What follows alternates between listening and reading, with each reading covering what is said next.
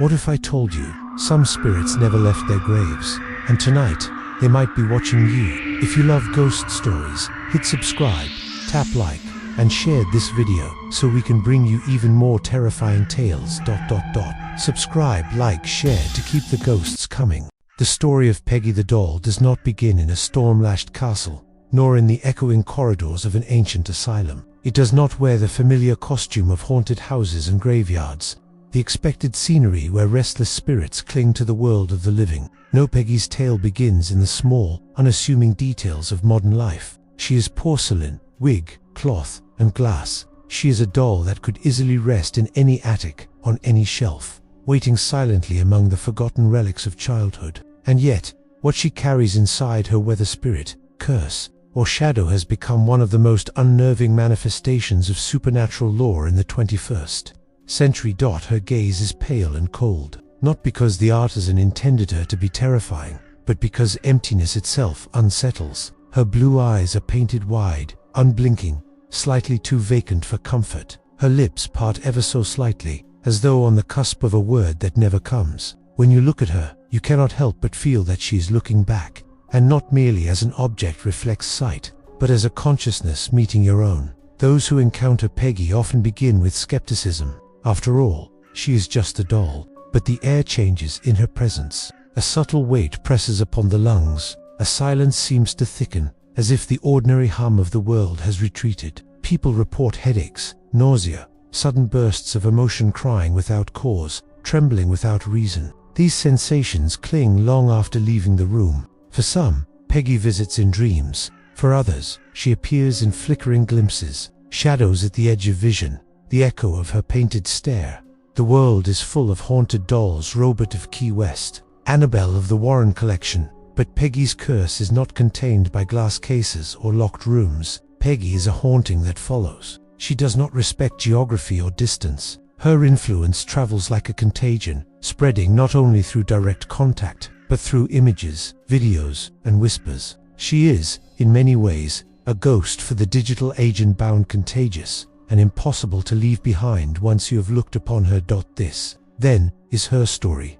Before Peggy became an internet spectre, she was nothing more than a doll in the possession of a woman. Accounts differ on the details. Some say the woman was elderly, others say she was young but gravely ill. What is consistent, however, is the description of her suffering.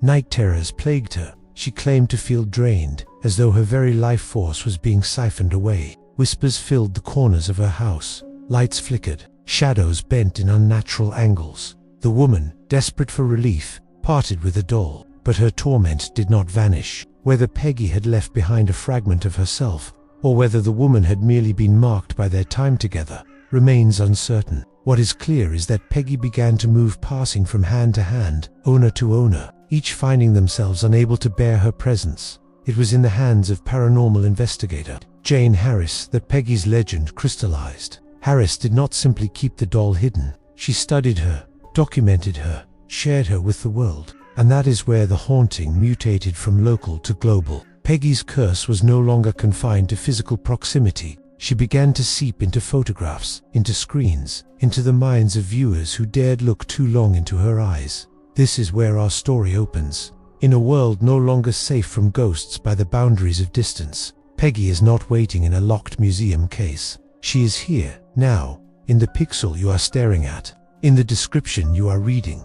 Imagine a small room, lit only by a single lamp. Peggy sits in a chair in the center, her hands resting gently in her lap, her blue eyes glistening faintly under the dim light. Around her, the shadows seem to ripple, though no breeze disturbs the air. A camera is set up, its lens trained on her face. The operator shifts uncomfortably, sweat beading at his temple. Though the room is cool, this is how it often begins, with observation. But observation itself is a trap. The more one watches Peggy, the more one becomes the lens captures her stillness, but those who view the footage later report movement, a twitch of the lip, a flutter of the eyelid, the slow turn of her gaze. Yet, when rewound, the movements are gone, the frame unchanged. Still, the watcher swears by it. In this atmosphere, fear is not delivered in jump scares or sudden shocks. It is a slow tightening, a coiling of dread. Peggy's haunting is not theatrical. It is insidious, like a poison. It seeps into the bloodstream gradually until one realizes, too late, that the body has been overtaken. Some psychics who have encountered Peggy claim that she is tied to a woman who died violently during the Second World War.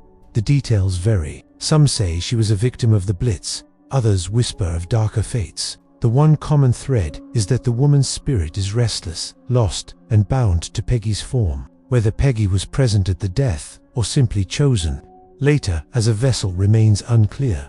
But there are others who insist this is only a half-truth. They argue that Peggy is no simple victim. Rather, she is a predator, an entity that feeds on belief and fear. They claim her spirit is not that of a suffering woman, but of something far older, drawn to the doll as a convenient mask. The mystery is unsolved, and perhaps unsolvable. What is certain is that Peggy generates energy, stories, and terror in equal measure. She has become a nexus of supernatural speculation, a lightning rod for both believers and skeptics. To truly understand Peggy, one must place her within the broader landscape of supernatural lore. The idea of an object carrying a haunting is ancient. Effigies, relics, and idols have long been thought to contain power. From the cursed gems of old legends to the ritual dolls of folk magic, humanity has always feared that matter itself can serve as a vessel for the unseen. Peggy, then, is the continuation of an archetype, but transformed by technology. In earlier times, to encounter a haunted object, one had to touch it, hold it, invite it into one's home. Now, the object invites itself into yours through photographs, through screens, through the whisper of a story shared online. Peggy is no longer just a doll. She is an evolving myth, adapting to the digital currents of the present age. Her reach extends beyond the room she occupies. People halfway across the world who glance at her image claim to feel her weight pressing down upon them. Nightmares spread like wildfire. A woman collapses after a video encounter. A man claims he cannot rid himself of her gaze, no matter how many times he turns off his screen. Peggy is everywhere, nowhere, and always waiting.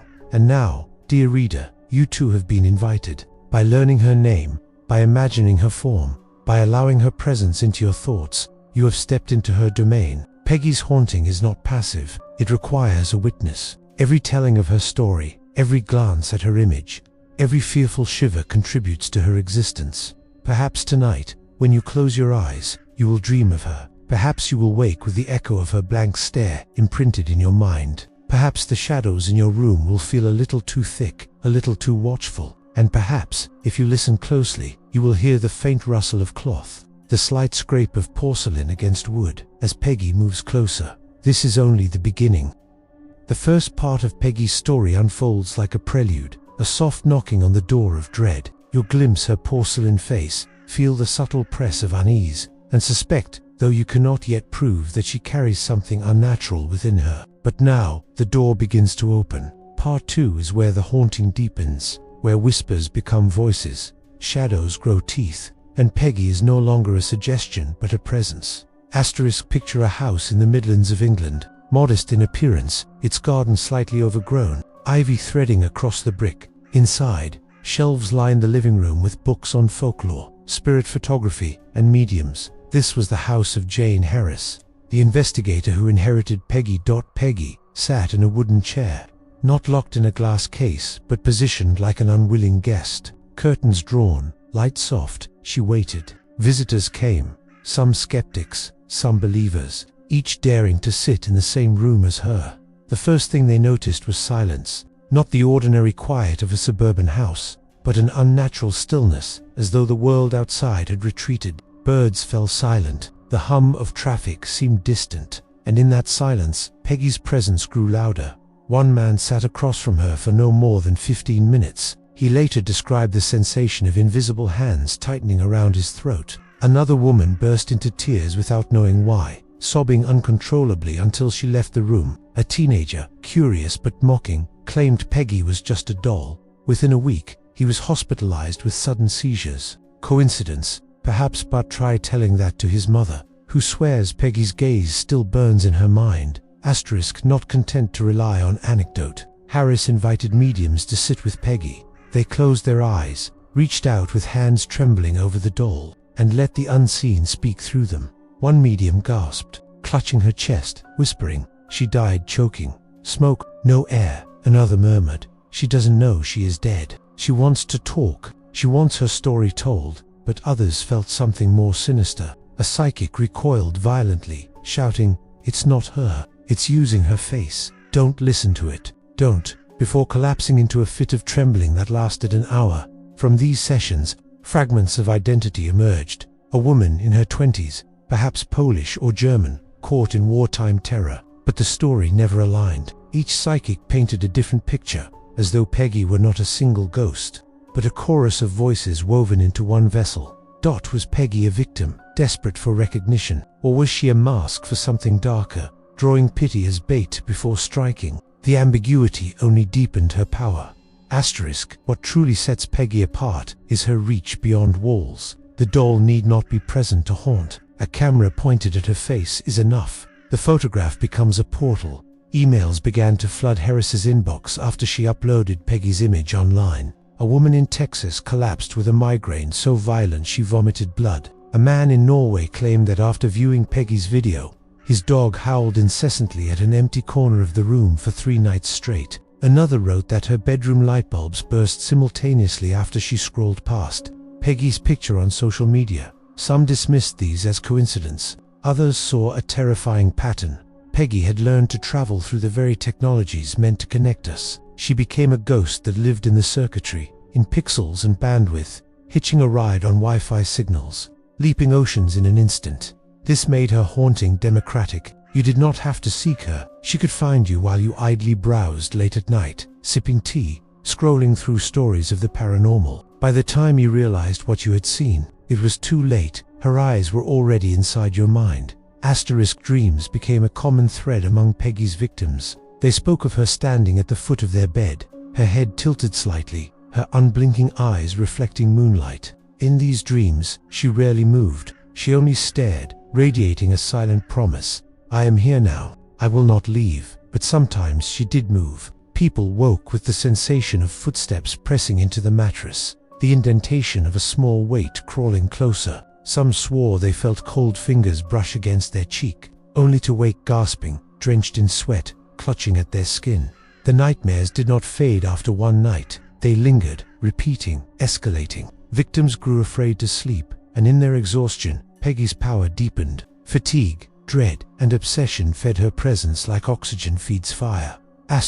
Priests, pastors, and occult practitioners became involved. Some declared Peggy possessed by a lost soul, urging prayers for release. Others warned that she was demonic, that no spirit of the innocent would cling so violently to an object. Exorcisms were attempted, prayers whispered, holy water sprinkled across her porcelain skin. But Peggy remained unchanged. She sat, silent, her lips slightly parted as though mocking the rituals meant to banish her. Those who attempted blessings often reported sudden illness or personal tragedy in the days that followed. A priest's car engine burst into flames. An occultist's house flooded overnight from a burst pipe with no clear cause. A pastor's child fell ill with pneumonia. None of these were directly linked, yet all were whispered of as Peggy's retaliation.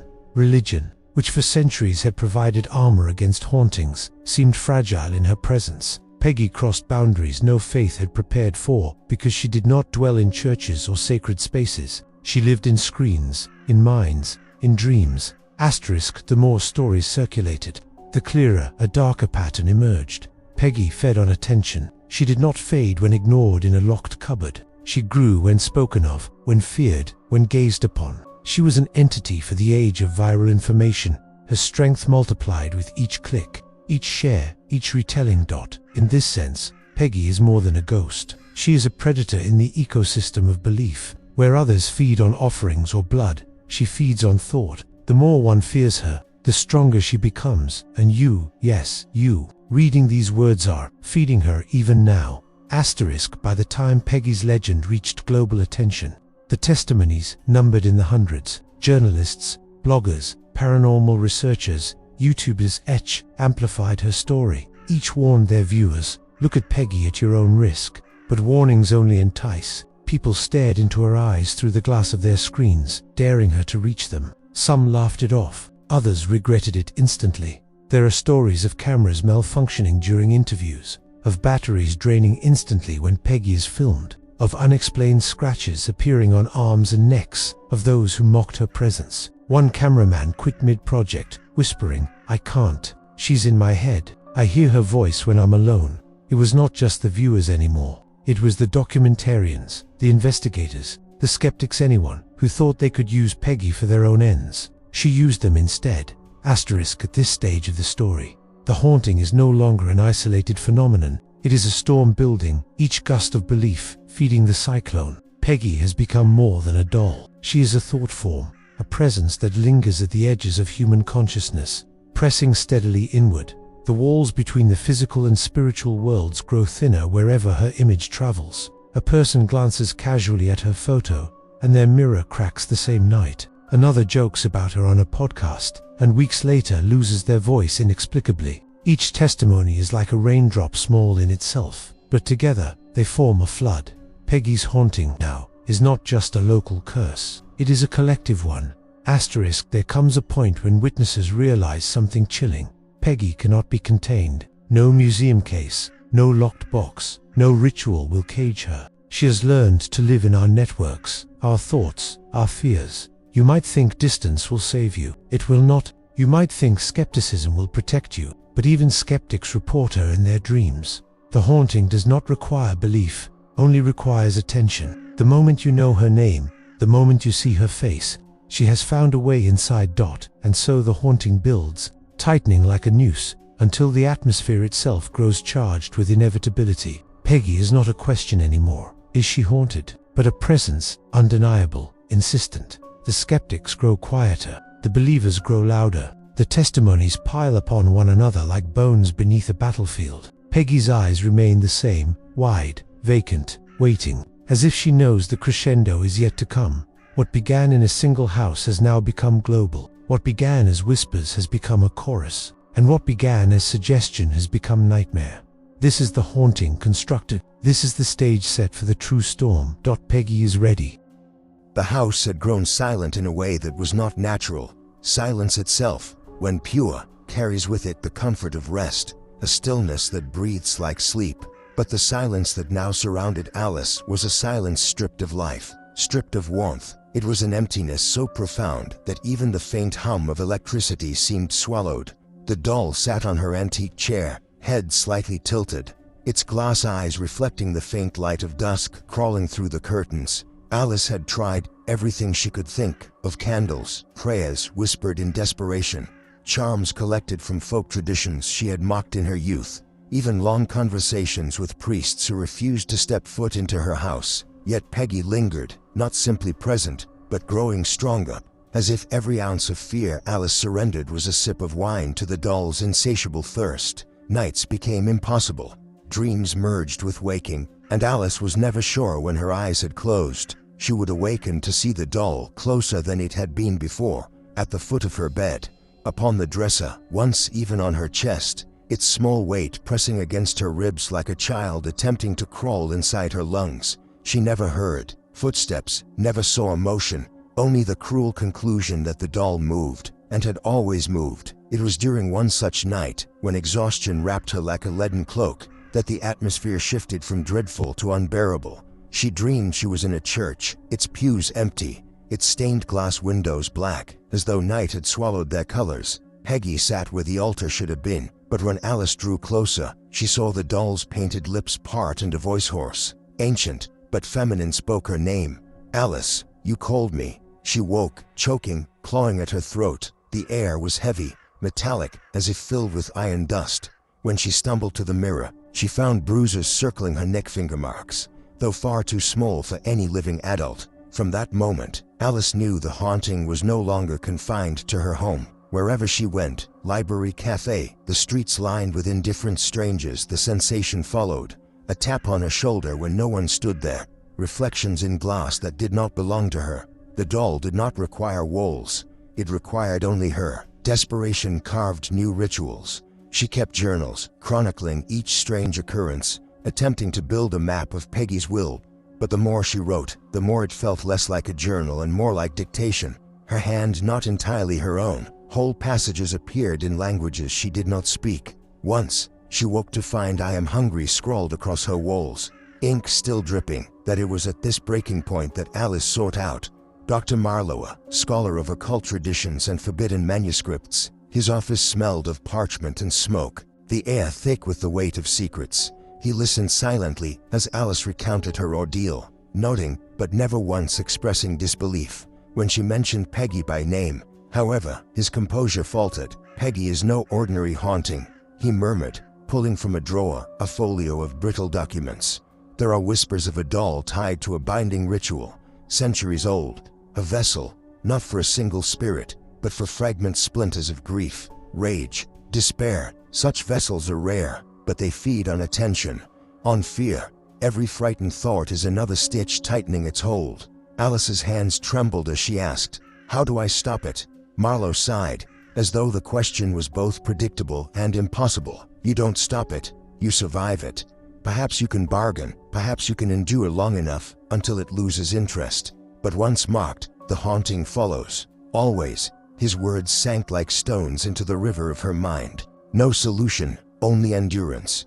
She staggered home that night feeling as if she carried not only her own life, but a second existence clinging to her like a parasite dot. And so began the spiral. Objects shattered around her without cause. Lights flickered spelling her name in Morse code, though she had never learned it formally. Friends stopped visiting, unnerved by the doll's gaze, which they swore followed them even after they left. Alice's health decayed. She coughed blood. Her skin grew pallid, hair thinning, as though Peggy were feeding not only on fear, but on the very marrow of her being. Yet within that slow consumption, Alice sensed the deeper truth. The haunting was not random, it was a dialogue. Each event, each terror, was communication. Peggy was not content with torment. Peggy was teaching, and Alice, unwillingly, was learning. One night, standing before the mirror, Alice saw not her own face, but Peggy's, blinking, lips parting. A voice filled her mind, not external, but resonant inside her bones. "I am not the beginning. I am the vessel. The cracks between worlds need a shape. I am that shape, and you are mine." Her scream rattled the windows. Yet afterward, amid the shaking and tears, there was clarity. The haunting was nearing its zenith. It would not linger in shadows forever. A choice terrifying, inevitable was approaching. Days bled into nights without division. Sleep abandoned her. Food lost all taste. Reality itself felt porous, as if Peggy's world and her own had merged into a single distorted tapestry. Shadows walked without bodies. Clocks ticked backward. She saw children standing outside her window in the rain, motionless, eyes reflecting candle flames, though no candle burned. The climax arrived on a storm-freshed night. The doll was gone from its chair. Alice tore through the house, dread knotting her stomach, until she found it waiting in the attic, surrounded by a circle of salt she had once laid to trap it. But the salt was broken, smeared into words she did not write. Opened the door, her body moved against her will. She stepped into the circle, each footfall a betrayal of reason. The storm outside seemed to seep into the attic, thunder shaking the rafters. Peggy's eyes gleamed with an unnatural light, and then her lips moved. Not painted, not imagined, but truly moved. "You are ready." The attic collapsed into darkness. Alice fell, not upon wood, but into an abyss without end. Voices screamed, thousands of them, all overlapping, all clawing at her mind. Faces drifted past, victims, owners, perhaps centuries of souls tethered to the doll. Their pain seared into her chest. She saw her own reflection among them, her mouth wide in a silent wail, and then silence. She stood once more in her living room. The doll sat quietly in its chair, motionless, innocent. But Alice knew, the climax was not a storm that ended. It was an initiation. Peggy had not tormented her to destroy her.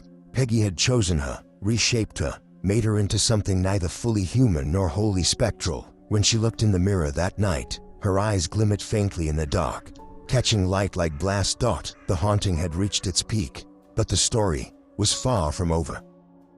Alice did not remember how many days had passed since the night of the storm, or whether days truly passed at all. The sun rose, but its light seemed pale, diluted, as if weakened by some invisible film across the sky. She walked through her house like a stranger, trespassing on familiar grounds. The photographs on the wall looked altered, her parents' eyes no longer kind, but judgmental. Friends' smiles twisted into sneers. Sometimes their mouths moved when she wasn't looking.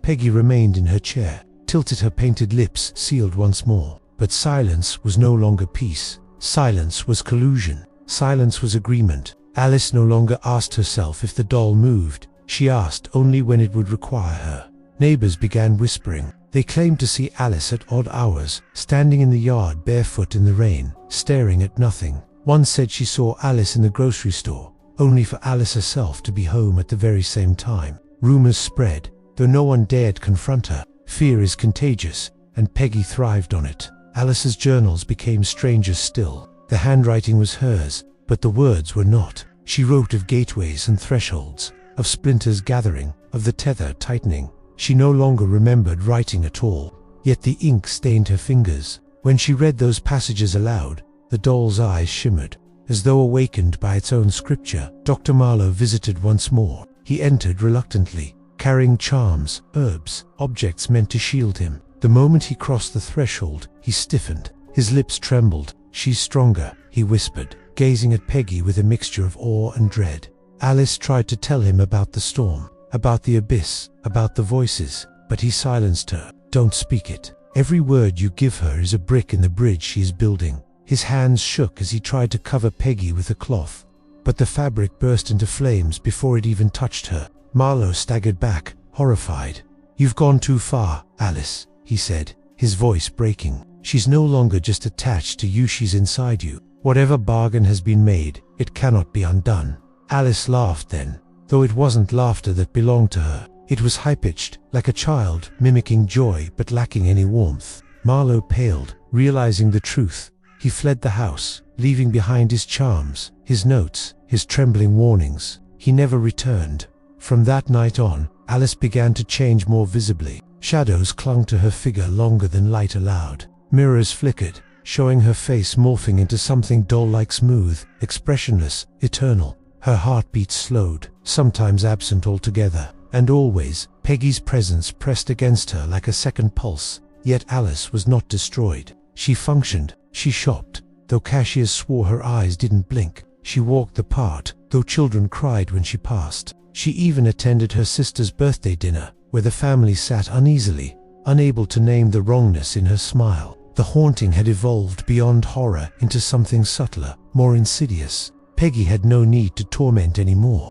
Peggy had become her. Still, there were moments of rebellion, when Alice's true self clawed at the walls of her mind. One night, staring at the doll, she whispered, "What do you want from me?" The answer came not in sound but in thought, so loud it echoed. "I do not want. I am. You are the door, Alice, and doors do not choose, they open."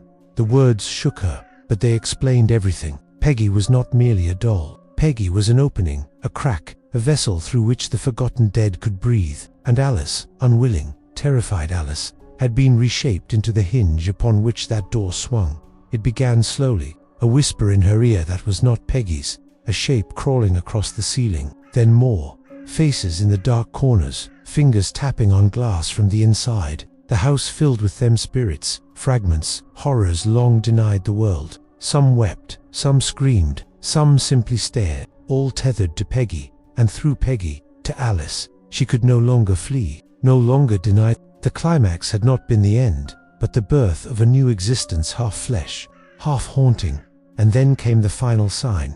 One morning, Alice woke to find Peggy gone. Panic swallowed her. She tore through every room, every drawer, every shadow. Nowhere. But when she glanced into the mirror, her breath caught. There, reflected on her shoulder, sat Peggy, clinging to her like a child, though nothing weighed upon her in reality. Her reflection smiled. Peggy's lips smiled with it. From that moment on, Peggy no longer sat in the chair. Peggy lived within the glass, in the shimmer of surfaces, in the twin that followed Alice wherever she went. Any reflective surface showed Peggy perched, attached, inseparable. Alice never slept again. For every time she closed her eyes, she dreamed not of herself, but of Peggy's world, a wasteland of dolls, thousands upon thousands, their glass eyes gleaming in the dark, their whispers endless dot. And sometimes she saw others there, strangers, people alive, yet already marked. Perhaps those who had once glanced at Peggy's image online, who had whispered her name, who had given her their fear. She realized then what Dr. Marlowe had feared. Peggy was not confined to one body. Peggy multiplied, scattering her seeds through story, image, belief. Alice was merely the prototype. Her house fell into ruin, though she remained inside, never aging, never dying, her eyes catching light like glass. Visitors who dared enter found the rooms filled with broken dolls, none of which were Peggy, though all bore traces of her. Some swore Alice spoke to them, offering to show them the door. None stayed long. Most never returned. And yet, Peggy's legend grew. Online forums spread her name. Videos circulated. Photographs passed from hand to hand. Each encounter carried warnings: don't look too long. Don't think of her too deeply. Don't say her name aloud. But fear is irresistible. And Peggy knew. Every glance, every shiver, every whisper strengthened her. She had followed Alice. Now, she followed everyone. And perhaps even now, as you read these words, you feel it, a faint presence just behind you, watching, waiting. Maybe you will glance toward the mirror later tonight, and maybe, just maybe, you'll notice a small figure perched on your shoulder, her glass eyes unblinking. Alice's story has no end. Peggy does not release. Peggy does not forgive. Peggy waits, and once you've seen her, she follows. The tale of Peggy the doll remains unfinished because it cannot end. Each witness, each believer, each terrified heart becomes another chapter. Alice may still wander her ruined house, or perhaps she has dissolved entirely into Peggy's world of glass-eyed husks. But what matters is not Alice. What matters is that Peggy is no longer bound. Her haunting is a contagion. It leaps across whispers, shadows, stories. You are not reading about her, you are feeding her. And as the candle burns low, as the night presses close, ask yourself, did you hear that? The faint tap on the glass behind you, the reflection that seems slightly delayed. The door is open now, and Peggy has already stepped through.